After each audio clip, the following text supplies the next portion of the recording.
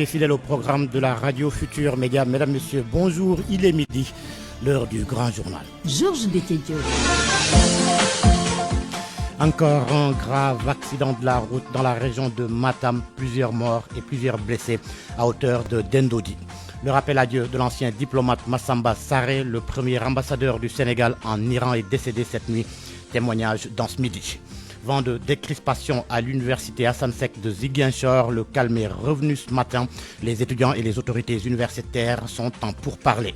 Paralysie du système éducatif dans le département de Oussouye, les enseignants en grève. Le mouvement d'humeur fait suite à l'agression physique d'un de leurs collègues.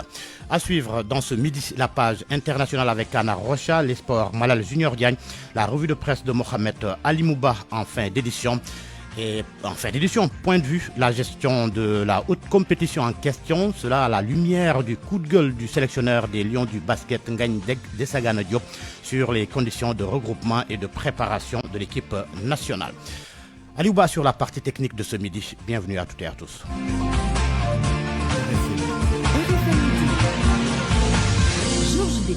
Grave accident de la route ce matin à hauteur de Dendodi dans la région de Matam. Le bilan est lourd, plusieurs morts et plusieurs blessés évacués à l'hôpital de Ourossogui.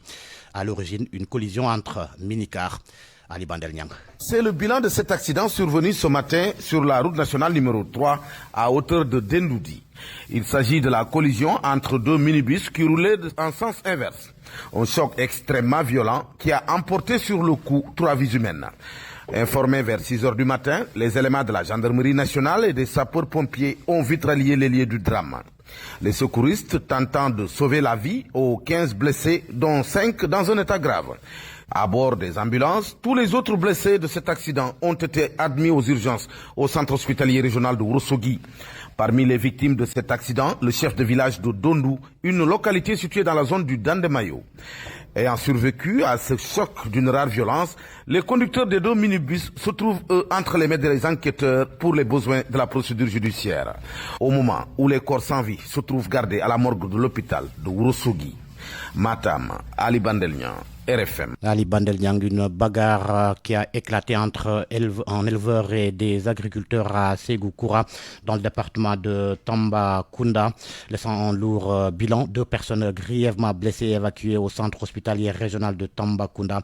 L'éleveur est accusé d'avoir conduit ses troupeaux dans le champ d'arachide des agriculteurs. L'éleveur en question a pris la fuite après avoir échappé à un lynchage des populations. Nous y reviendrons. RFM. L'info, c'est ici. L'info, c'est ici. L'actualité judiciaire, l'actualité politico-judiciaire marquée par ces derniers jours par la garde à vue de Moustapha Diakhaté et du journaliste Adama Gaye. On va en savoir davantage avec vous, Mohamed Ali Mouba. Qu'est-ce que l'on peut retenir? Oui, retenez très rapidement que Moustapha Diakhaté et Adama Gaye viennent d'arriver à la cave, donc déférés au parquet après 3 jours de garde à vue. Tous les deux sont respectivement, vous le savez, poursuivis pour délit d'injure et délit de diffusion de fausses nouvelles. Selon une source, les dossiers sont déjà bouclés. S'agissant du dossier de Moustapha Diakhaté, la source indique que le parquet a abandonné le délit de trouble à l'ordre public et d'insulte par le biais d'un système informatique. Il faut relever que les propos qui ont valu à Moustapha Diakhaté ces années judiciaires ont été tenus dans le cadre d'une émission de télévision, la 7TV. Ce face-to-face avec le procureur devrait donc tourner autour du délit d'injure à Pastef, délit retenu.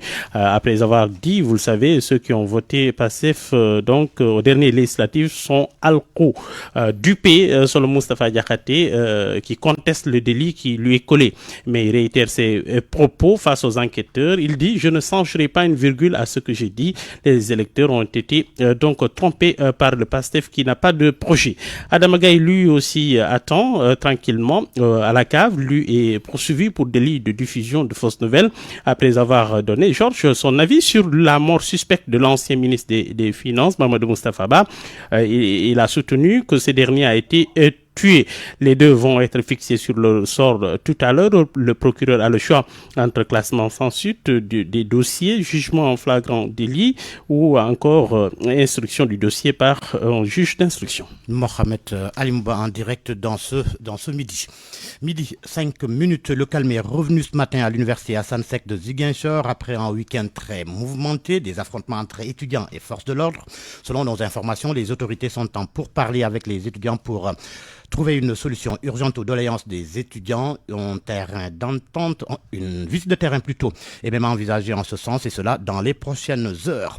Perturbation des enseignements à Oussouye. Il n'y a pas eu cours ce matin dans les établissements du moyen secondaire sur toute l'étendue du département. L'intersyndicale des enseignants du département a décidé de paralyser le système éducatif aujourd'hui et demain. Ces enseignants dénoncent l'agression physique dont a été victime un de leurs collègues en service au collège de Cabrousse. Les enseignants qui jugent excessives les agressions dont ils sont victimes ont d'ailleurs porté plainte contre l'auteur présumé de l'agression. Papis Fall, coordinateur de l'intersyndicale des enseignants du département d'Oussouye, avec Lamine Ba. Face à l'agression physique de notre collègue du CM de Cabrousse au sein même du collège, l'intersyndicale du département d'Oussouye a décrété un mot d'ordre de grève pour fustiger cette forfaiture. L'école, encore une fois, est une institution. Le respect aux enseignants doit s'imposer. On accepte et on n'admettra en aucun cas qu'un enseignant soit violenté dans l'exercice de ses fonctions par qui que ce soit. Alors l'intersyndicale du département d'Oussouye demande à toutes et à tous les collègues de s'unir autour de l'essentiel et de respecter le mot d'ordre de grève suivant pour montrer toute notre sympathie, toute notre solidarité à l'endroit de la collègue agressée. Par voie de conséquence, les lundis 25 et mardi 26 novembre 2024, on observe une grève totale et accompagnée d'un point de presse. Je vous remercie. La polémique sur les derniers résultats du baccalauréat à Kolda, les plus faibles taux de réussite à l'examen ont été enregistrés à Kédougou et Kolda avec un pourcentage d'un peu plus de 37%. Parmi les 16 académies du Sénégal, Kolda était classée dernière région. Donc, ce qui inquiète plus dans la ville, surtout l'inspecteur d'académie qui compte y remédier, Abdoulaye Diallo. Première au résultat du CFE et dernière au classement des régions quant au résultat du baccalauréat. Ce paradoxe de la région de Kolda inquiète plus d'un haut Fouladou, surtout Mamadou Diop, nouvel inspecteur d'académie de Kolda. Il y a eu un contraste que j'ai noté, c'est que souvent Kolda se classe très bien au CFE, souvent première pour cette année par exemple. Au BFM, c'est dans le peloton de tête, vers la 6e place. Les petites classes, on ne peut pas comprendre que d'excellents élèves passent en masse et brillamment au CFE, arrivent en 3e au BFM, se comportent très bien en étant dans les 5 ou 6 premiers, arrivent au bac, se classent dernier. C'est pas possible. Il y a un problème quelque part. Et puisque moi je viens d'arriver, je cherche à comprendre, j'interroge tout le monde, j'écoute tout le monde. Pour attaquer le mal à la racine, l'Académie de Kolda compte mobiliser tous les acteurs de l'éducation via un forum autour de cette équation. Je me suis dit que le meilleur cadre serait peut-être un forum de 2 jours qu'on va organiser pour convier tous les acteurs, toutes les familles d'acteurs. Le gouverneur en tête a déjà adhéré à la chose. Je suis en train d'en parler aux collectivités territoriales, à l'administration territoriale de façon générale, de parler aux inspecteurs, à l'administration scolaire, d'entrer dans la société, de parler aux populations, aux AME, aux APE. Les écoles privées d'enseignement général sont indexées comme étant un des promoteurs de ces résultats. Informé de cette situation, l'autorité académique a immédiatement réagi. Je les ai rencontrés quand j'ai lu les résultats. Dans le diagnostic, on m'a dit quelque part que les écoles privées, il y avait un certain comportement. Je les ai appelés aujourd'hui, on s'est parlé, mais le premier problème d'abord, c'est un problème d'organisation en leur sein. Le rehaussement du niveau des élèves, l'amélioration des résultats à l'examen du baccalauréat sont entre autres résultats attendus à l'issue de ce forum qui du reste est une première à Kolda. RFM Kolda, Abdoulaye Diallo. RFM 94.0, la radio en puissance. Campagne de vaccination contre la rougeole et la rubéole du 2 au 12 décembre. Elle cible les enfants âgés de 9 mois à 24 mois et c'est sur toute l'étendue du territoire national. Le directeur de la prévention explique les raisons de la campagne. C'est pour endiguer les menaces d'épidémie qui planent sur le Sénégal. Le docteur Mamoudou Ndiaye avec Awambaye. C'est une campagne contre la rougeole et la rubéole congénitale. On sait que la rougeole est une maladie infectieuse, contagieuse, qui dans des cas peut occasionner un décès chez les enfants, mais c'est surtout une maladie qu'on peut prévenir par la vaccination. Et cette maladie également, qu'on peut prévenir par la vaccination, fait l'objet parfois d'épidémies dans les pays. C'est pour éviter ces épidémies que le Sénégal a décidé d'organiser cette campagne de vaccination, non seulement pour endiguer les menaces qui pèsent sur le pays en occasionnant d'éventuelles épidémies dans le futur, parce que nous avons, dans les années précédentes jusqu'à cette année, des poussées épidémiques dans certains districts du pays. Donc il nous faut mener une campagne de grande envergure pour non seulement endiguer ces épidémies, mais éviter également les décès qui peuvent être liés à cette maladie, parce qu'elle peut bien occasionner des décès dans bien des cas. Une bonne partie de la cible également se trouve dans les écoles et les daara, en plus des cibles qui sont retrouvées bien sûr au niveau des domiciles, bien des cibles qui sont un peu dans le préscolaire, et qu'il faut le faire au niveau de toutes les structures sanitaires et les sites qui seront désignés par les agents de santé. À Kaolack, la campagne va être accompagnée par une surveillance accrue des autres maladies épidémiques et un engagement renforcé des médias pour sensibiliser la population. Fatumbo. Pour prévenir les maladies de la rougeole et de la rubéole, les autorités sanitaires de Kaolack, sous la coordination de Serigne Abdou Seck, point focal du programme de vaccination au district sanitaire, lanceront une campagne de vaccination destinée aux adolescents âgés de 9 mois à 15 ans. Parce que vraiment, depuis un bon moment, les districts sanitaires entrent et sortent et rentrent de nouveau dans des cycles épidémiques de rougeole. Et pour freiner ces épidémies-là, il faudrait vraiment qu'on vaccine les enfants. Cette initiative s'inscrit dans une dynamique globale de sensibilisation impliquant fortement les médias, dont le rôle est crucial pour diffuser les messages de prévention. À cet effet, des sessions de renforcement de capacités ont été organisées. Et toute intervention communautaire doit être accompagnée d'une bonne communication, d'une capacitation des hommes de médias, à savoir les journalistes, pour vraiment une diffusion des messages. Par ailleurs, d'autres défis sanitaires préoccupent les équipes médicales, notamment la surveillance de la variole du singe et le suivi du programme élargi de vaccination. Les personnels de santé se disent mobilisés pour éviter toute résurgence épidémique. Le PEV et la surveillance épidémiologique, on a eu à organiser une riposte par rapport à cette maladie-là, Mpox, communément appelée la variole du singe. La campagne prévue du 2 au 11 décembre à Kaolack vise une couverture optimale pour immuniser les adolescents contre la rougeole. Les autorités appellent les parents, les enseignants, les relais communautaires à s'impliquer davantage dans la mobilisation. Fatumbo Kaolack, Radio Futur Média. Bientôt la récolte des carottes et choux à Fass-Boye et Diogo dans la zone des Niayes. Du coup, la campagne de commercialisation se prépare. Le directeur général de l'agence de régulation des marchés était dans la zone pour s'enquérir de l'état des cultures et aider à améliorer les conditions de commercialisation. Les producteurs de leur côté ont énuméré les difficultés liées à la conservation des produits horticoles dans la zone. Les agents de l'agence de régulation des marchés ont sillonné les zones maraîchères de la zone des Niayes, de Fass-Boye à Mewan en passant par Diogo pour préparer la campagne horticole de commercialisation de 2025. Babacar Semben, le directeur général de l'agence de régulation des marchés. Avec les producteurs ensemble, les unions, les GIE, voire avec la collaboration, la participation aussi du ministère de l'Agriculture, nous aider à avoir plus de visibilité sur les quantités attendues, les périodes de récolte, partager avec les acteurs quand même dans la planification pour aider à améliorer les conditions de commercialisation des produits horticoles. Les producteurs de carottes, de choux, de pommes de terre ont toutefois salué l'initiative, mais ils font face à beaucoup de difficultés. Ces dernières sont principalement liées aux difficultés à la commercialisation, mais aussi au conditionnement des produits horticoles. Oui, les acteurs ont partagé quelques difficultés avec nous. Je pense que la première difficulté qui a été partagée, c'est par rapport au marché. C'est-à-dire les fluctuations à la baisse, souvent, qui sont constatées au niveau des prix, qu'ils ont partagé aussi avec nous, c'est le problème du stockage, de conservation. Au niveau de l'agence, il y a 2 projets que nous sommes en train de mettre en œuvre ici dans la zone. Commencer par la zone de Fass-Boye, où nous avons une chambre froide de 2000 tonnes qui sera réceptionnée au mois de décembre. Améliorer la régulation au niveau de ce site de Fass-Boye. C'est un défi naturel qui doit être mené par tous, ont déclaré ces producteurs maraîchers de la zone des Niayes. RFM Thiès, Cheikh Ante Diop. Cheikh Ante Diop, réception des travaux de réhabilitation du barrage de Diop Kounda Maka.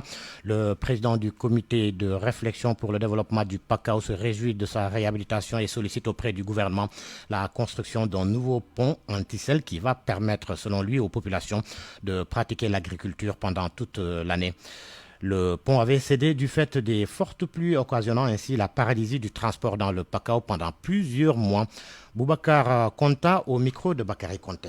Chose promise, chose faite. Aujourd'hui, après 10 jours de travaux, la société Safieddine, à travers l'Azeroute, a pu réaliser ce barrage. Aujourd'hui, nous sommes là pour pouvoir vraiment réceptionner ces travaux et lancer un message de remerciement et de félicitations à l'endroit de l'État du Sénégal, à travers le président de la République, M. Bassirou Diomaye Faye, mais de son premier ministre, M. Ousmane Sonko, et sans oublier le ministre Cheikh Tidiane Dièye, qui a vraiment diligenté ces travaux dans les plus brefs délais. Les travaux qui ont été faits, c'était juste faciliter le passage. Mais il faut dire que ce n'est pas ce qui va régler ce problème. Vous l'avez constaté tous, on est dans une zone où le climat nous permet de mettre beaucoup de choses, que ce soit dans le côté agriculture, que ce soit dans le côté de pêche, que ce soit dans le côté du tourisme. Et pour ce faire, il faut vraiment qu'on ait un pont moderne qui va faciliter ce traversée. Et je pense que l'État du Sénégal, d'ici les prochaines pluies, doit pouvoir vraiment réaliser ce pont. Et c'est ce deuxième cri de cœur qu'on va vraiment lancer à M. Cheikh Tidiane Dièye. Parce que ce qui est sûr, si on laisse ce barrage à ce niveau, les prochaines pluies aussi, on va revenir pour refaire cela. Et ce sera un grand gâchis. RFM, la radio de toute l'actualité. Je vous le disais en titre, Massamba Sarré n'est plus. L'ancien diplomate est décédé cette nuit. Massamba Sarré a été ambassadeur du Sénégal en France pendant près de 10 ans dans les années 80. Il a été le premier ambassadeur du Sénégal en Iran. Nafissa Toussila. Massamba Sarré, un homme valeureux, un grand diplomate. Nous avons eu des relations de travail très fortes parce que basées sur une connaissance mutuelle et sur l'humilité qui le caractérisait et qu'il nous transmettait, parce que si vous n'êtes pas humble, vous ne pouvez pas recevoir le capital des anciens. Excellence Seydou Nourouba, ancien ambassadeur, témoigne sur la personne qui, quelque part, a été son mentor. Que Massamba Sarré a été le premier président de l'association des diplomates professionnels, des diplomates de carrière, et j'étais son secrétaire général. Un exemple à suivre selon son excellence Seydou Nourouba. Il était d'une approche facile, il était ouvert.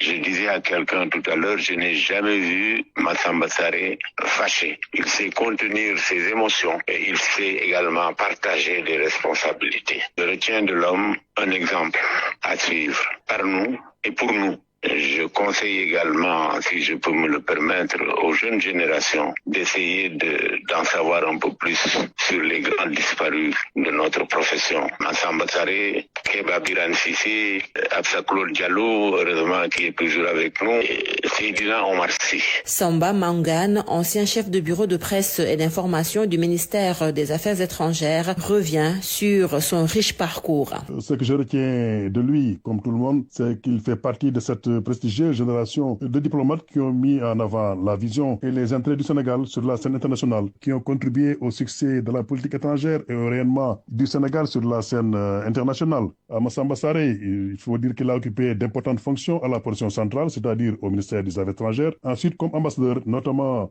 comme représentant du Sénégal aux Nations Unies et ambassadeur en France de 88 à 96. C'est là d'ailleurs qu'il a terminé sa riche carrière diplomatique avant d'écrire ses mémoires. Un ouvrage d'un des doyens de la diplomatie sénégalaise que les anciens conseillent aux jeunes générations de diplomates à exploiter pour acquérir une complicité générationnelle.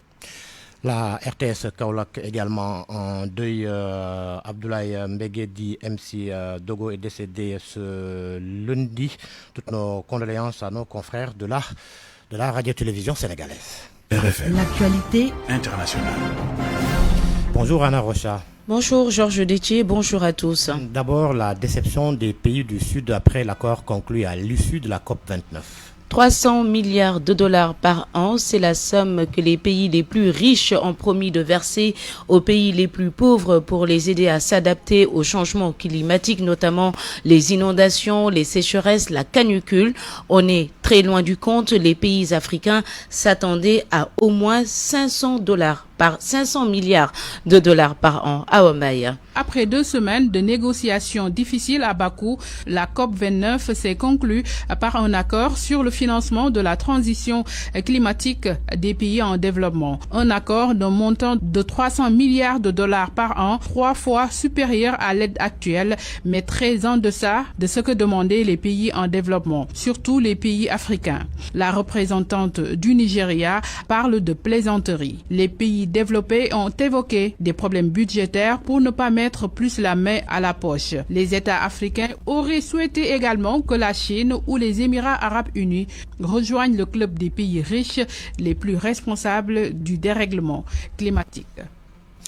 8 morts dans le naufrage d'une embarcation de migrants. Il s'agit pour la plupart de mineurs, selon les gardes-côtes grecs relayés par RFI. 36 personnes ont été secourues pour le moment. Les opérations de secours se poursuivent au large de l'île grecque de Samos, proche de la Turquie, d'où partent de nombreux bateaux transportant des migrants qui veulent entrer dans l'Union européenne. En Côte d'Ivoire, Anna, Laurent Gbagbo réaffirme sa candidature pour la présidentielle d'octobre 2025. L'ex-président ivoirien s'est adressé samedi à la jeunesse de son parti dans son village natal Mama, dans le centre-ouest du pays. Laurent Gbagbo a affirmé que son plus grand adversaire pour ces élections à venir reste la fraude. Les précisions de Gobia Yabi à Abidjan. Dans le style qu'on lui connaît, l'ex-président Laurent Gbagbo s'est adressé à la jeunesse de son parti afin de la mettre en ordre de bataille pour les futures élections présidentielles de 2025. Il a réaffirmé sa candidature et même promis gagner. Nous allons à l'élection présidentielle. Chers jeunes gens, préparez-vous parce que les élections seront dures. Les élections seront dures. C'est pas parce que nous craignons des difficultés. La seule difficulté que nous craignons, c'est la fraude. Sinon, si c'est pas la fraude, regardez le pays. Regardez le pays. Si c'est pas la fraude, mais on va y aller et on va gagner. Pour rappel, le 19 novembre dernier, son parti, le PPACI, avait rencontré la commission électorale indépendante en vue de sa réinscription sur la liste électorale. En réponse au PPACI, le président de l'institution avait promis faire preuve d'humanité dans le traitement de cette question. Condamné à 20 ans de prison en Côte d'Ivoire dans l'affaire dite du casse de la BCEAO, donc inéligible, Laurent Gbagbo soutient mordicus qu'il sera candidat aux futures élections présidentielles prévues pour le 25 octobre 2025. Gobia Yabi, Abidjan, RFM. Voilà Georges, c'est tout pour ce tour d'horizon de l'actualité internationale. Merci Anna Rocha. Parole aux auditeurs. L'actualité, qu'en pensez-vous? Moi je pense que vous devrez. Réagissez dans nos éditions d'information sur l'actualité. Bonjour. Du lundi au vendredi, vous avez la parole sur RFM. Avec nos deux intervenants, Dr Nala Fall, enseignant-chercheur à l'université Gaston Berger, conseiller technique au ministère du Sport, et Mor Bassine, journaliste sportif. Nous allons parler de la gestion de la haute compétition, cela à la lumière du coup de gueule du sélectionneur des Lions du basket, Ngagne Desagana Diop, sur les conditions de regroupement et de préparation de l'équipe nationale. RFM Sport. Bonjour Malal Junior Diagne. Bonjour Georges Detchediop. Lutte avec frappe, le camp de Citeux réclame la victoire après son combat contre Modulo hier. C'est donc suite à la décision des arbitres de donner la victoire à Modulo par décision, puisque à la fin du temps réglementaire, Modulo a obtenu 2 avertissements. Citeux en avait 3, donc logiquement il a été déclaré battu par le roi des arènes qui est rentré au parcelle avec sa couronne, mais le jeune loup de Lansar est rentré avec les honneurs, avec une foule immense derrière lui. Toutefois, son manager a décidé d'introduire un recours ce lundi auprès du CNG pour contester cette décision arbitrale. Que retenir de ce face-à-face explosif qui a eu lieu hier entre Citeux et Modulo à l'arène nationale, qui était comblé et rempli de monde? Ibekan, nous avons joint ce matin, il est spécialiste des questions de la lutte, il est journaliste également. Nous l'écoutons avec son analyse. C'est un combat polémique, un combat qui s'est terminé dans la plus grande polémique dans la mesure où le camp de Lansar crie à la victoire. Pour eux, Modou Lô a chuté, Modou Lô, son épaule a touché le sol lors de cette action où l'arbitre est allé consulter la VAR. Max Mbargane a déclaré qu'il va déposer ce matin un recours au niveau du CNG, sur la table du CNG. Donc ce sera la première patate chaude sur la table du CNG du nouveau président Malick Ngom, parce que Siteu veut la couronne royale. Ce qu'il a montré hier, c'est un lutteur aussi plein de jeunesse, c'est un lutteur aussi qui a toutes les qualités pour devenir le roi des arènes. Il a tenu en échec Modou Lô, mais Siteu a tenu plus de 20 minutes face à un Modou Lô. Donc je pense qu'il a été hier le grand héros de ce combat. Modou Lô, certes, il a remporté la victoire, mais ça a été une victoire au goût amer. Il a été amené pour la première fois de sa carrière, en 8 ans de carrière, il a été amené chez Ardo. Donc je pense que c'est une victoire même pour Siteu. Modou Lô, certes, garde la couronne, mais attendons de voir avec le CNG. Avec ce recours, tout peut arriver. Le CNG peut casser le verdict des arbitres, parce que ce qu'on a vu dans le combat, même dans l'enceinte, Modou Lô sur l'épaule a touché le sol dans l'enceinte. Donc si on revoit encore les images, si Max Mbargane, qui connaît aussi bien les textes, que le CNG peut même casser le verdict des arbitres, mais attendons de voir. Mais je risque d'être un long peloton. À midi 25 minutes, Malal Junior Diagne, tournoi de basket de Dakar, le président de la fédération tire le bilan. Maître Babacar Ndiaye qui salue la performance des Lions du Sénégal qui en 3 matchs ont obtenu 3 victoires pour bien se positionner pour la suite de ces éliminatoires de l'Afro-Basket chez les garçons. Il a également fait le point sur l'organisation, mais il a également commenté la sortie du sélectionneur Maître Babacar Ndiaye au micro de Sodecham. Oui, un bilan satisfaisant, tant sur le plan organisationnel que sur le plan sportif. Je pense qu'on a fait une bonne organisation. La FIBA elle-même d'accord que l'organisation a été parfaite, il n'y a pas eu de quoi. Donc sur le plan sportif, nous avons gagné nos 3 matchs fixés comme objectif. Maintenant, on n'est pas qualifié officiellement, mais on est presque quasiment qualifié parce que pour être éliminé, il faudra perdre nos 3 matchs au retour et perdre également par plus de 40 points contre le Gabon. Donc je ne sais pas quand est-ce que la fenêtre est fixée pour le mois de février, je ne l'ai pas en tête. Le pays qui va abriter la compétition n'a pas encore été désigné. Petit message à l'endroit de Sagana Diop qui a fait, on va dire, qui a lancé un cri de cœur en demandant aux autorités plus d'engagement. Mais je pense que lui, c'est un garçon très correct et très courtois. Mais je sais aussi une chose, je sais que le ministère des Sports a fait énormément d'efforts pour la tenue de cette compétition-là. Ils n'ont pas de ressources au niveau du ministère parce que, comme vous le savez, eux-mêmes ils l'ont dit, les ressources destinées à l'organisation et à la participation aux compétitions internationales sont épuisées.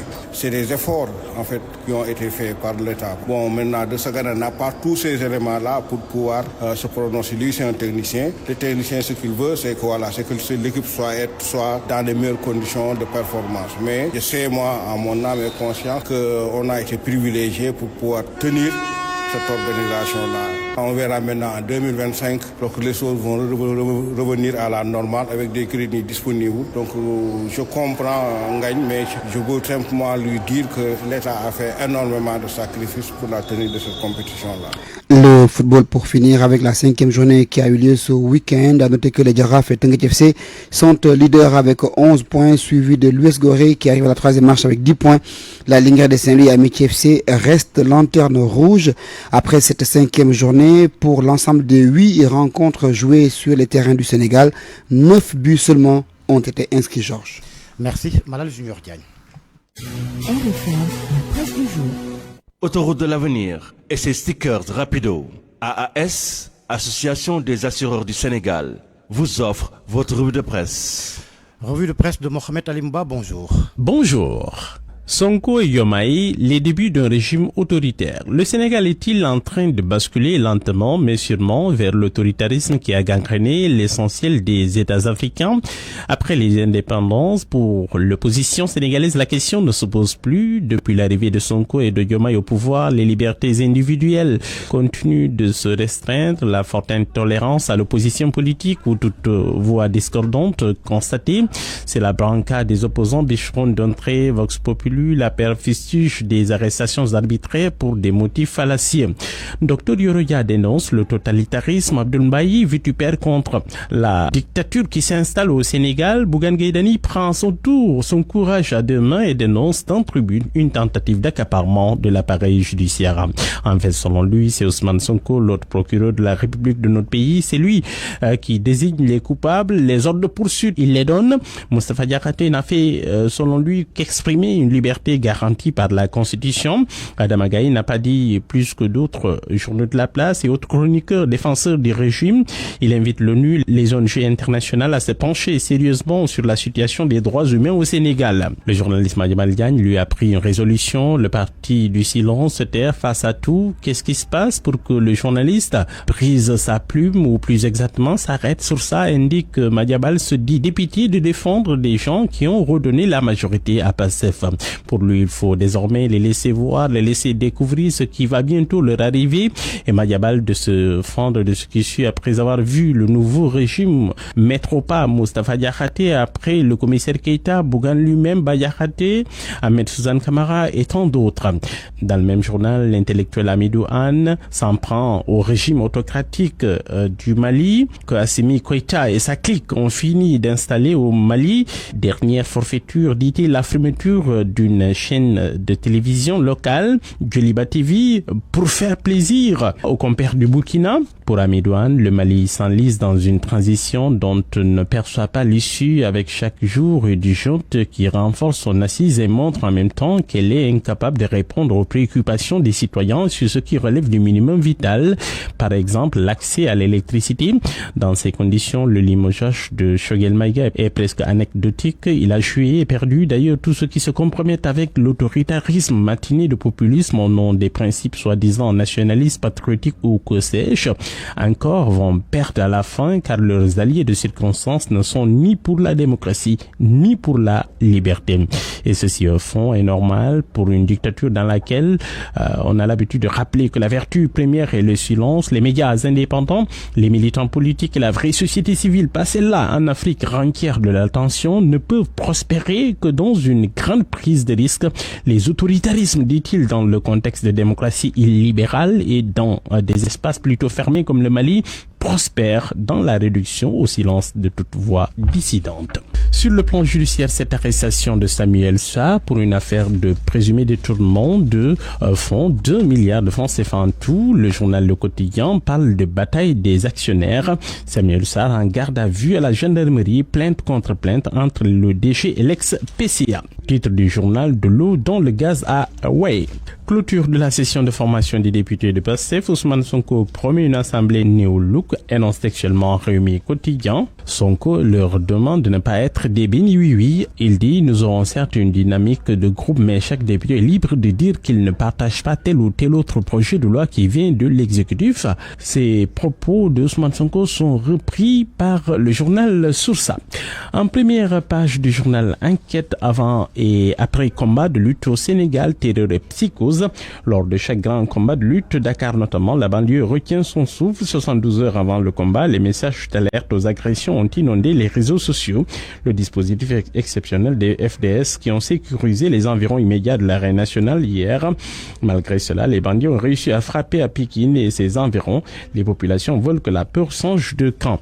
Justement, le combat cite Modou Lo, le roi de la résilience. Il a réussi donc à battre Siteu au point. Dans Tribune, le journal note que Siteu défensif perd et conteste. Le Roc écope de 2 avertissements contre 3 pour son adversaire. Modou Lo, bourreau incontesté des jeunes loups. Le lutteur de Lansar annonce un recours donc que Siteu va former dès aujourd'hui. Bonne lecture à tous. Autoroute de l'avenir et ses stickers rapido. AAS, Association des assureurs du Sénégal, vous ont offert votre revue de presse. Parole aux auditeurs. L'actualité, qu'en pensez-vous? Avec nous au téléphone, Dr Nala Fall. Bonjour Nala. Bonjour Georges.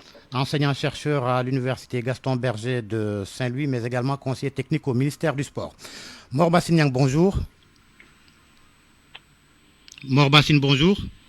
Bonjour Georges. Vous êtes journaliste, je reviens à vous dans un instant. D'abord le docteur Nalafal. Alors docteur, comment appréciez-vous cette sortie, ce coup de gueule du sélectionneur national des Lions du basket sur les conditions de regroupement et de préparation de l'équipe nationale qui menace même Ngagne Desegana Diop qui menace même de ne plus revenir si les choses ne changent pas? Merci beaucoup, Georges. Permettez-moi d'abord de saluer mon co-débatteur et l'ensemble de vos auditeurs. Donc, je pense que c'est une sortie qui est assez regrettable parce qu'il faut savoir apprécier tous les efforts qui ont été faits par la tutelle pour que l'équipe puisse organiser. Parce qu'il faut comprendre que quand la Fédération de basket organise au Sénégal, chaque membre de la délégation des autres équipes ne paie que $90 par jour, ce qui est à peu près moins de 45 000 francs. Et ils sont logés dans les hôtels, nourris et transportés. Et donc, c'est le Sénégal qui a fait énormément d'efforts pour faire cela. Et en plus de cela, au lieu que le Sénégal ne reçoive qu'un seul groupe, le Sénégal a reçu plusieurs zones dans ce tournoi-là. Parce que vous n'êtes pas sans savoir qu'on n'était pas dans la même poule que le Mali et les autres équipes. Et ces équipes-là ont eu à jouer au Sénégal. Et pour commencer d'abord, le ministère des Sports a fait un rappel à la fédération de basket pour leur dire que vous devez organiser. Et en ce moment, on n'a pas encore votre fiche technique. Donc le directeur de la haute compétition a contacté le président pour qu'eux-mêmes ils amènent la fiche technique. Et la fiche technique n'a pas fait 30 minutes dans le bureau du directeur. Et par la suite, tout le nécessaire a été fait pour que les gens voyagent. Mais maintenant, et même pour le site de voyage, le ministère des Sports a appelé le secrétaire général de la fédération pour leur demander leur plan de vol. Vous savez bien que les avions n'appartiennent pas au Sénégal. Donc, si vous réservez tardivement, vous ne pouvez avoir que les billets qui restent. C'est dans ces conditions-là que l'adjoint de leur entraîneur devait quitter Chicago, ne pouvait pas avoir un vol comme la U de Sagana qui devait quitter directement New York. Donc, il faut vraiment que les gens rétablissent les faits et sans compter aussi du fait que plus clairement, le ministère des Sports s'en lave les mains. Il lui revenait tout ce qu'il devait faire et même plus. Parce que vous n'êtes pas sans savoir que l'argent qui était destiné à l'organisation des hautes compétitions a été épuisé depuis le mois de mars. Malgré ça, des instructions fermes ont été données pour que le Trésor public accompagne la fédération de basket pour que le Sénégal puisse recevoir les autres nations et organiser cette compétition. Et donc, il y a d'énormes sacrifices qui ont été faits. Et même au-delà, le terrain de Dakar Arena avait été réservé par le judo qui avait un tournoi international. Et le basket a réservé tardivement, mais malgré ça, la primeur a été donnée au basket pour que ce tournoi puisse s'organiser là-bas et une alternative a été trouvée pour le judo dans une autre place à Diamniadio. Alors, je reviens à vous, docteur Nalafal. Mor Bassine, vous êtes un habitué des parquets et de l'environnement du basket. Comment appréciez-vous cette sortie de Ngagne Desegana Diop, ce dunk comme on l'appelle? Bon, je pense qu'il a su dire ce que les gens pensent tout bas. Déjà que les deux entités commencent à se renvoyer la responsabilité de la situation. Pour moi, il a dit tout haut ce que tout le monde pense tout bas.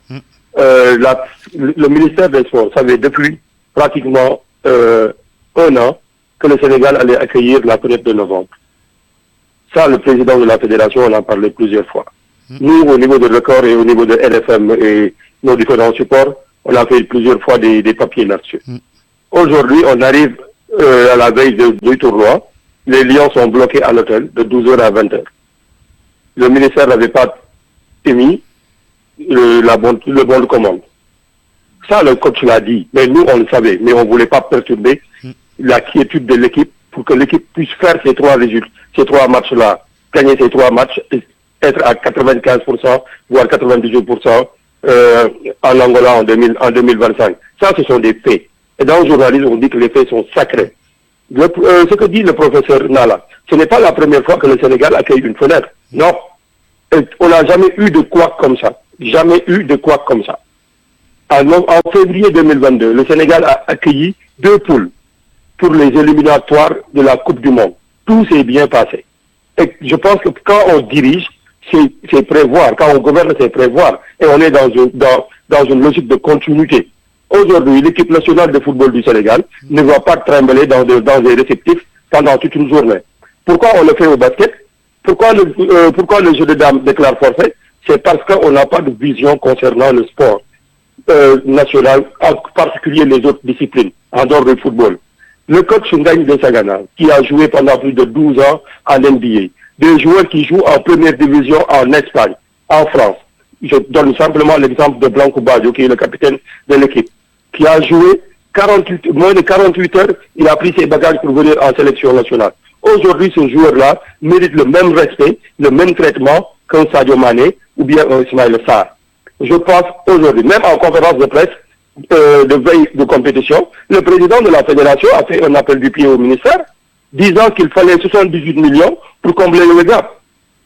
Et qu'ils attendent une subvention de l'État, soit en prenant les hôtels, soit en injectant ça dans d'autres rubriques. Je pense aujourd'hui, le débat est clair. Le débat aujourd'hui, c'est que la tutelle a failli à sa mission de prendre en charge l'équipe nationale de basket.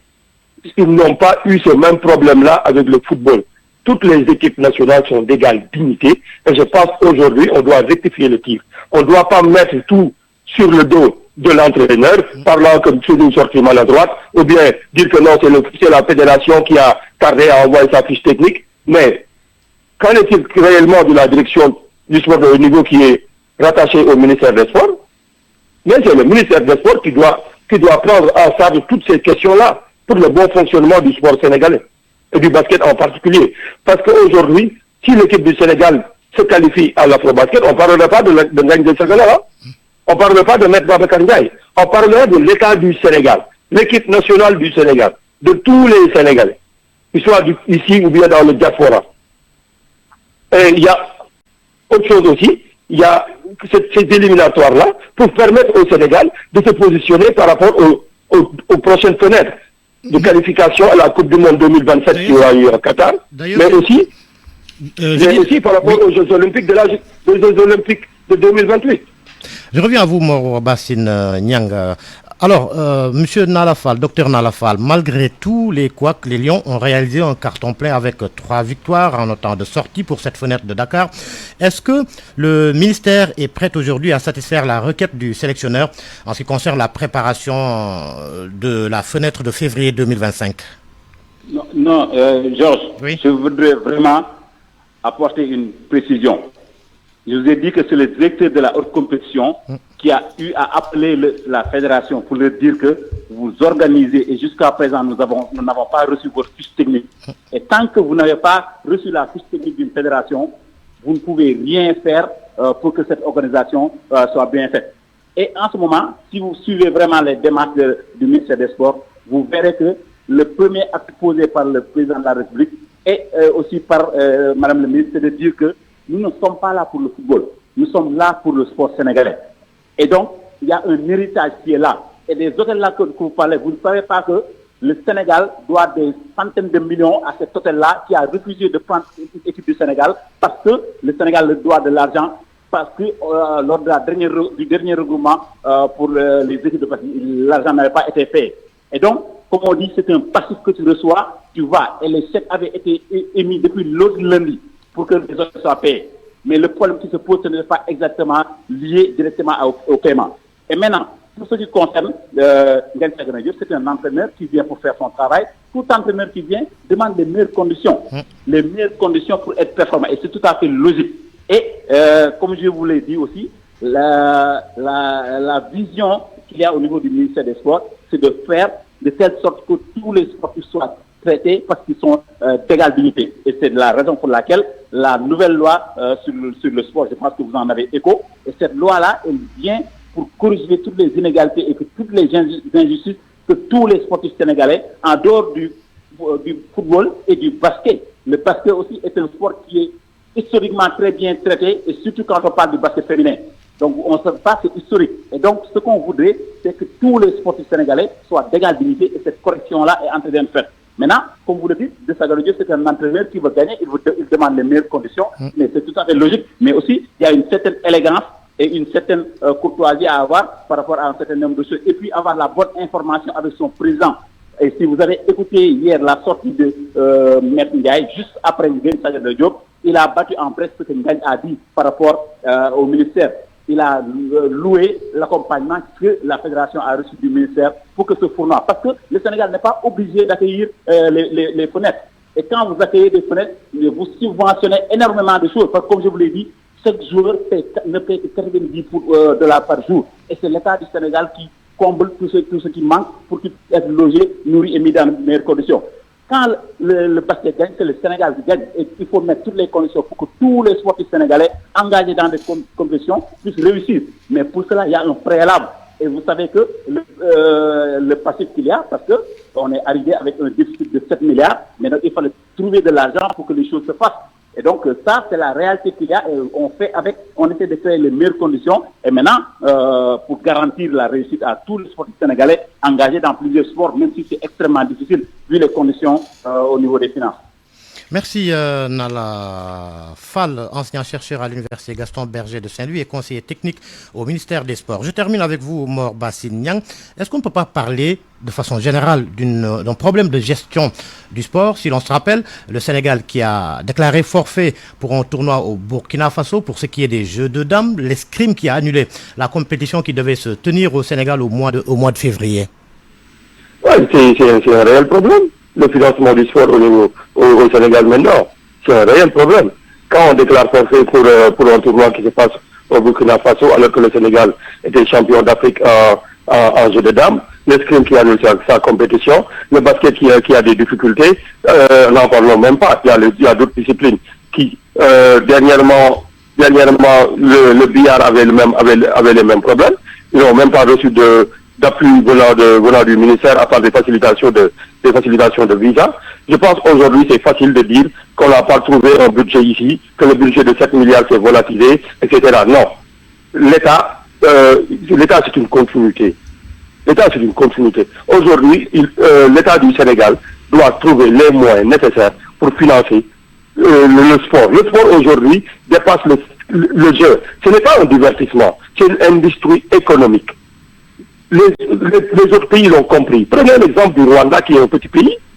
Aujourd'hui, le Rwanda accueille les compétitions FIBA pratiquement sur toute l'année. Ils ont accueilli depuis 2021, depuis 2020, combien de compétitions FIBA, alors que le Sénégal est en train là de pleurnicher parce qu'on accueille simplement une fenêtre de 3 jours. Non, il faut qu'on arrête. Il faut qu'on arrête et qu'on trouve les mécanismes pour financer le sport sénégalais. Toutes disciplines confondues. Aujourd'hui, Ngaï, ce qu'il a dit, c'est logique et personne ne peut contester cela. Ne peut contester cela. Un entraîneur qui vient, il a besoin de faire des résultats. Et pour que ces résultats-là puissent se faire, il faut des conditions. Et ces conditions ne sont pas réunies. Au mois d'août, oui, M. Nala a dit tout à l'heure que oui, l'État a tout fait. Mais au mois d'août, l'État avait refusé de prendre en charge le regroupement des Lions au mois d'août. C'est la mairie de Dakar, le maire Barthélémy Diaz qui a décaissé 10 millions pour subventionner la fédération. Le président de la fédération a sorti son argent pour compléter, pour que ce tournoi-là puisse avoir lieu. Le coach Ngagne Sagana a payé de sa propre poche son billet d'avion. Entre autres, moi j'étais à Kigali avec les Lions. Jusqu'à présent, on n'a pas encore payé les primes des Lions. Jusqu'à présent, les joueurs qui ont joué le tournoi-là à Dakar ces 3 jours vont attendre leurs primes. Encore. C'est le président de la fédération qui a sorti de sa poche pour payer l'entraîneur Otis et l'analyste vidéo. Ça, ce sont des faits. Et moi, je l'ai mis dans le journal de corps. Autre chose, c'est le président de la fédération qui a géré l'hôtel en attendant d'être remboursé par le ministère des Sports. Ça, ce sont des faits. Nous, on n'est pas des juristes, on n'est pas des chercheurs, on est des journalistes. Et les journalistes se basent sur des faits. On est des journalistes. C'est la réalité. C'est la réalité du moment. On doit mettre les sociétés nationales au profit du sport. Voir comment ces sociétés-là, voir comment le tourisme sportif-là peut aider au développement de toutes les disciplines sportives au Sénégal. C'est là où on doit mener la réflexion, mais pas coucher des idées sur des papiers. Merci. C'est très facile. Merci Mor Bassine, journaliste au quotidien Record. Merci également au docteur Nala Fall, enseignant-chercheur à l'Université Gaston Berger de Saint-Louis, par ailleurs conseiller technique au ministère des Sports. C'était donc Point de vue et c'était le grand journal. Merci à Aliouba qui a assuré la partie technique. Merci à vous également de nous avoir suivis. 13h, retrouvez Famadion pour l'édition en Wolof. Excellente suite des programmes sur Radio Futur Média. Bon après-midi à toutes et à tous.